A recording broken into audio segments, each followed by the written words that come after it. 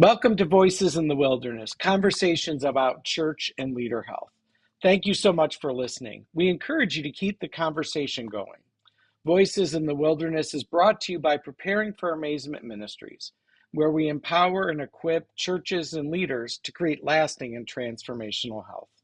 Visit amazed15.org to learn more. We also welcome any comments or suggestions for our podcast topics or guests. Simply email us at podcast@amazed15.org. My name is Marcus Carlson, and I'm here along with our podcast guru, Peter Belschwinger. Today, joining us is one of our ministry colleagues, Rachel Haseley, and we're going to be talking about what it's like to be a spouse of a pastor and what it's like to be the family of a pastor. And so, Rachel, we welcome you to Voices in the Wilderness. All right. Thank you for having me today. I'm very excited to have this conversation and share about the other side of being in a family with a pastor. Well, thanks for joining, Rachel. First, we wanted to start off. We have some questions I want to ask. So, how have you seen the importance of church and leader health play out in your life as a pastor's spouse in your family in particular? I think health has been the stable foundation that we have had to work on building. I've seen church that some churches are healthy and leadership can be unhealthy. You also have churches where it's the opposite, where you have either healthy leadership or unhealthy, and the church is the latter. So we've seen in both instances in our family kind of a transfer of health. Sadly, it's not as much a transfer of wealth like you would think or that you've heard, but for us, a lot of times it's a transfer of health. And it's usually the negative that slides over into the family life and can negatively impact us. So I've seen that, like, what you put up with, you end up with. Boundaries are important. Having your health or unhealth, conflict or conflict resolution, those are things that we've had to work on a lot in the home and outside the home, both relating to the calls that we have been a part of and also just the call to ministry as a family. So we've certainly seen the health as a very important factor for our marriage, for our children, now that we have 3 kids, and also just the relationship with the church in general. Yeah, I love that line. What you put up with, you have to deal with, or something to that effect. When I'm talking with churches, I'll often say, we get what we allow, right? And certainly, I think that's kind of a similar to what you're saying. And obviously, you used one of our favorite trigger words around here, boundaries, right? That boundaries are critical. And say more about boundaries, because I think we make a lot of assumptions about the pastoral family and boundaries. And again, I think spouses of pastors don't always know what makes sense in terms of boundaries. So tell us a little more about boundaries and your experience with that. Well, my experience with boundaries started off when my husband and I started doing the prep for when we were getting married. We had to read a book on boundaries, and it was so important for us to go through and walk through that, not just on the marriage front, but also because we were a part of a church plant. And it was a lot of work for us, and we sacrificed a lot of those early days in our engagement period and our marriage to put forth something that would work with the church plant. And we didn't have boundaries back then, and it really affected us. We were young. We were excited about what was happening with the church plant in the area that we grew up in, but it was also a very tough time for us. Then God called us out 1,000 miles away from home, 1,000 miles away from family and friends and everybody. And in some ways, we saw that as, okay, God is doing something big here because he needs to. And we went with it and we said, all right, we're setting up where nobody knows who we are except that we're the pastor and his spouse. At the time, we didn't have any kids, and we had to figure out what our dynamics would look like. What did Sabbath look like? We really struggled with that. With church planting, you're everything. And when we had the change and the transition, it was interesting because all of a sudden there was a team, there was a ministry team that was working on things, there were staff. So we were able to implement boundaries because we were able to see that other people were working with us and alongside us. And those boundaries we have still today, including making sure that you're taking your Sabbath, that phone calls don't come around dinner time or anytime after that, and also trying to plan things out with vacation. We did have at one point where somebody questioned, well, are you going to use all of your vacation? And I told my husband, well, yes, you are using every bit of it because you need it. You need to recharge, you need to refuel. If you don't do that, you're not going to serve the people well. And I wanted him back. I wanted a little time with him too. You know, now that we have the three kids, you need that time together to recharge, refuel, and just reinvigorate yourselves. So for us, it was really interesting with the boundaries when we went 1,000 miles away from home. And, you know, it was nice. And it was a different way for us to be forced to implement them because it was just us. So we didn't have like family pulling us any direction. We had a lot of people who wanted to support us, and we were able to kind of direct in what ways they could support us. And it helped a lot. It gave us a refreshment period. Now, are there any differences in the boundaries you set when you planted a church versus when you guys took your first call 1,000 miles away? Well, I would say yes. For us, especially on the home front, I think in the beginning with the church plant, it was kind of an all or nothing thing in my husband's mind. And as the pastor of a church plant, you're doing everything. So we would spend our entire weekend doing everything for the church plant, and we didn't have any time for ourselves. And again, we were newlyweds, and we actually started marriage counseling that was it was bestowed upon us as a gift, but also as something that you need to do this because you're doing big things all at once. So we've actually stayed connected with that counselor throughout our entire period of just managing everything that we've gone through, and it's been a blessing, and it's also been a good reminder because he is also a pastor, so he's been able to speak into a lot of hiccups that we faced, and a lot of the hiccups were because we were not implementing boundaries and keeping the work at work, and making sure that when you're home, you're not sending emails, you're not talking to people about what needs to happen at the church. Again, out in Omaha, where we were 1,000 miles away from family and friends, we had to be very intentional about how we were going to connect with our family out, and it was difficult because we didn't have a big support system on the home front, but at the church we had a lot of people. We had a youth director, we had music ministry that was very helpful for us, that he didn't have to sit in his office until 11 o'clock at night planning things out and doing things, and that helped a lot for us. We were able to um, reinvest in ourselves. And then with some very terrible pregnancies, he was also able to shift his focus a bit and say, you know, my wife needs me more than the church right now, and that's what I'm being called to do. So um, that boundary has been something that he has had to set for himself, is that my wife comes first. My call as a husband comes first. My call as a father comes first, because I'm not replaceable technically at home, but you are really Technically, she replaceable. says. If Jonathan turns up missing, we know who to talk to.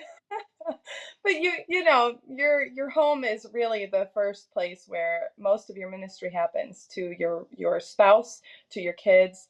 And for us, we kind of needed a reckoning moment, especially when we were out 1,000 miles away from family and everyone, that wow, my wife is really, really lonely right now, and that's because I'm not spending time with her, and she doesn't really have anybody else out here except me. And that was difficult for him to to see me in that spot, but we came back from it stronger. This is really, really helpful. Now, thinking about other spouses of pastors, church staff, ministry leaders, what would you share with them and their families about leader health? Like anything you've not shared, with those folks about leader health? Sometimes what can look like a breath of fresh air for a leader can really suck the life out of your family at home or your spouse at home. So, when pastors go on retreats, normally it's just them and their staff, and the spouse is at home holding down the fort or just continuing on making life happen. And I think a lot of times the pastor is the one where everybody wants to talk to them. Everybody wants to see the ministry leader after the service. And, sometimes the spouse just wants to see their spouse. Sometimes there's not room, it feels like, for a pastor and his family. It's almost like the church is choosing one over the other. And that can be very isolating for a lot of families. So I think for leaders, they need to remember it's a whole group that you're calling, whether it's a pastor and his spouse, a pastor and spouse and family. You don't just get one without the other. And what you do with the pastor or ministry leader is going to affect the home front, whether it's in positive ways or in negative ways too. You said something interesting, and I know what you meant, but I think it's an important thing to clarify. You said when you call a pastor, you get the family too, right? You get the spouse and the family too. But of course, a lot of churches to this day look for what I call the 2-for-1 special, right? We'll call and hire the pastor, and we'll expect to get their spouse to do a bunch of stuff in the church, of course, for free, in other ways. And I'm assuming that's not what you're referring to when you say, when you get the pastor, you get the spouse and the family too. Certainly not. No. I guess I understand exactly what you're saying because we have certainly dealt with that where it's, oh, your spouse can sing, they can bake a casserole, they're good at making this specialty bread. Well, guess what? We just found our new, insert title for that person, and they don't even recognize that they have a life outside of the church. So I absolutely understand the importance of, when you are looking at a family, you have to remember that you do have a pastor that you're calling, but they also have a call to their family, and their family is in a lot of ways along for the ride with what God is doing. And it's their choice for what they want to become involved with. They to be looked at as just a regular family in the church. And sometimes I don't think the church looks at the family and interacts with them as much as it should. Sometimes they're ostracized, or it's the fake friendly, like the Midwest nice, where it's, oh my goodness, it's so good to see you. How have you been? Oh, and it's very difficult to form relationships when things are fake or when they're trying to butter you up so that, are you going to bring that casserole for the potluck? Because we'd love to have it there. You're so good at baking it. And I definitely have seen and experienced that firsthand. Oh, you're a teacher? Well, our Sunday school is lacking. And I just say, well, I'll pray for the Sunday school that you find someone. Hmm. That's so good. Just because you can bake a casserole doesn't mean you're a children's minister. So, Well, and I remember one interview for a pastoral position where they said, "Now, what is your wife going to do in the church?" And I said, "Whatever she wants," which may be nothing. Amen. And yeah, and so that was probably not the answer they were expecting. yeah, that's true. And I'll tell you, my wife, she sees through the fake nice thing pretty quick. But it's a shame that it is that way, especially for spouses. It just, you guys need the support just as much as we do, and that's something that's not talked about either.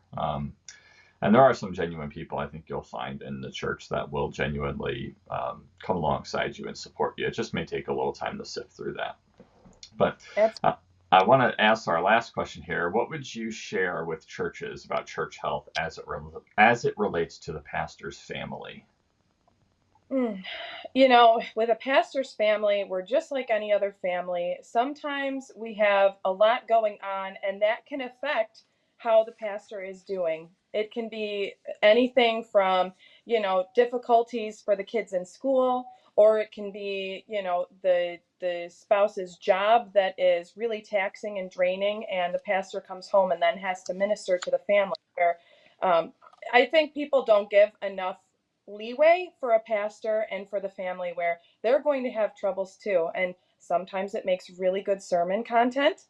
Sometimes it's an illustration that may or may not show up in the sermon.